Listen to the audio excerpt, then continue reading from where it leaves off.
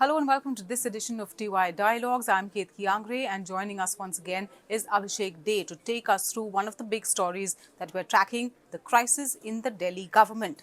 Now, what happened? Manish Sisodia arrested by the CBI, and he is the second minister of the Aam Aadmi Party in Delhi to be put behind bars. So the first question is Manish Sisodia really the second in command in the Aam Aadmi Party? That would be, it may sound a very easy thing to answer, but it's not. At times it even can confuse people within the party. It's because the answer is not simple at all, because the party hierarchy is designed in a certain fashion which makes it difficult to answer. So the number one is always fixed, is it's Mr. Arvind Kejriwal, who's the boss and who holds the only position of the national convener. But the thing is that the number two, exactly who should we call the number two, it actually always has depended from situation to situation. See, if you look at the parliament, the representation of the party in the parliament, probably, Mr. Sanjay Singh, a Rajya Sabha MP, he is more of a number two than anyone else. He is the person who he is actually the point man of Mr. Kejriwal when it comes to taking the agenda of the party to the parliament. When it comes to the party's national expansion plan, somebody like, National General Secretary Organization Sandeep Pathak, who's also Rajya Sabha MP, he is probably more of a number two than anyone else. And then there are issues that can be political issues or policy related issues in which Arvind Kejriwal also has a close coterie of advisors. Even some, now those are also very powerful people within the party. So depending on what the topic is, what the subject is, any of those persons can also turn out to be number two. I would like to also clarify that that doesn't mean that Mr. Manish Sisodia is just another person in the party, just a cog in the machine. Not really. He's also a very crucial component in the machine. He's also number two on multiple things, especially when it comes to the governance of Delhi. We've seen two resignations of two of the most high profile leaders, ministers in the Delhi government. These are ministers who held the maximum portfolios in Arvind Kejriwal's cabinet. How does that work out for the party and the government now? Mr. Sisodia and Mr. Satyendar Jain collectively held some 18 portfolios at one point. After Mr. Satyendar Jain was arrested last year in connection with a separate case by the ED, uh, he was kept in the military. He was kept in the cabinet, but he held no portfolios because he practically was not in a position to take care of portfolios when in prison. So all his portfolios were handed over to Mr. Sisodia. So on the day of his arrest, Mr. Sisodia held 18 out of 33 portfolios in the Delhi government. That's more than half, more than 50% of the total portfolios in the government. And that's a really big number. So definitely that would be a challenge. That would be a challenge. I mean, taking care of that many portfolios would definitely be a challenge. So for now, it seems like Mr. Kejriwal has settled for a temporary solution. Two existing cabinet members, two existing ministers would be handed over those portfolios for a while, and the party seems to be deciding on inducting two new faces in the cabinet. So Delhi really has a very small cabinet. Delhi has 70 MLAs, so they have some seven cabinet positions, including the CM's own cabinet position, and the CM holds no portfolio. So technically, it leaves only six other ministers to take care of specific portfolios. So in when you have a seven member cabinet, it really becomes practically not feasible. Unfeasible to have two blank spots that way. So yeah, it makes sense to take a call on inducting new faces. So, Abhishek, what happens to the Kattar Imandar politics of the Aam Aadmi Party, and does that take a dent? That is something which probably is very difficult to say at this point, because if you look at the pattern, I mean, central agencies have also been going after a lot of opposition leaders. I mean, we have seen Nawab Malik getting arrested. We have seen Sanjay Raut going to jail and spending more than 100 days and then coming out.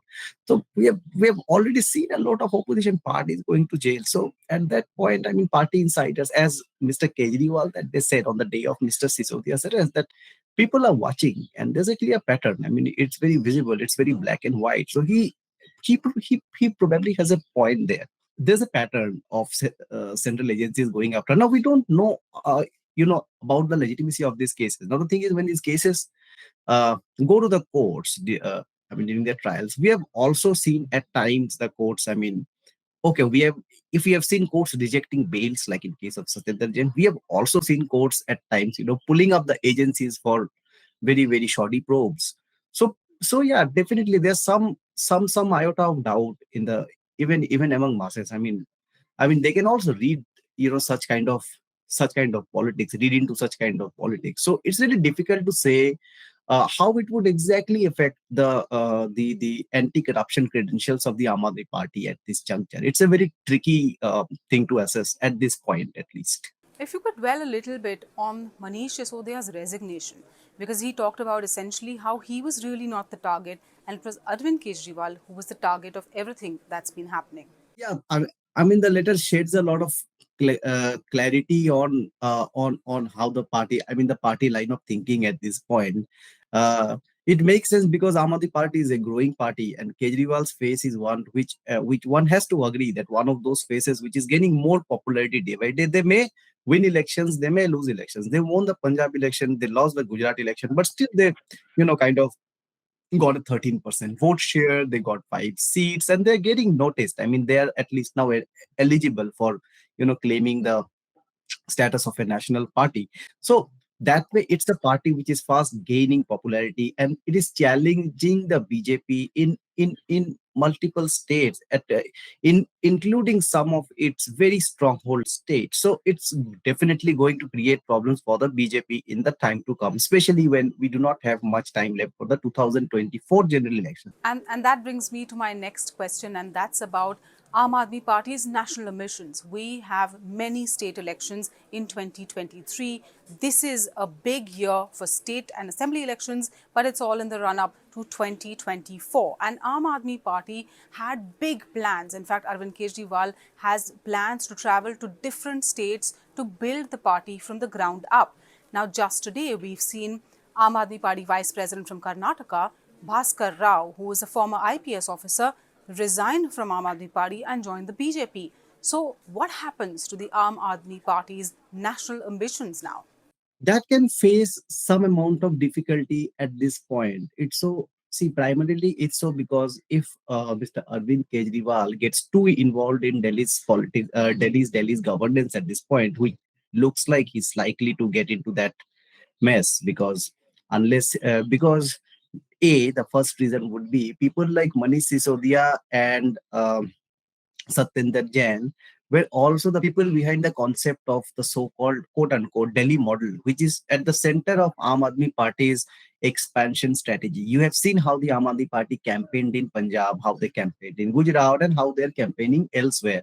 The primary essence of the campaign has always been that okay, we have done so in Delhi. They usually talk about better schools, better healthcare facilities, and welfare measures, and then they make an example out of it, and they prepare a roadmap for the concerned states where they want to expand. Now, the thing is, people like Kejriwal, along with Sisodia and Mr. Jain, are the people behind the so-called Delhi model. Now, the thing, 2 out of 3 people behind the Delhi model are gone. So to keep the Delhi model intact, to make sure that Delhi remains a well-governed state, because if Delhi starts to falter, then their campaign starts to falter. So you have to maintain that Delhi is a well-governed state. So to maintain that, Mr. Kejriwal definitely has to invest more, because Mr. Sisodia doing so much of heavy lifting actually allowed a lot of space to Mr. Kejriwal to leave Delhi's governance to some extent and focus more on expansion of his party and political activities, mainly beyond Delhi and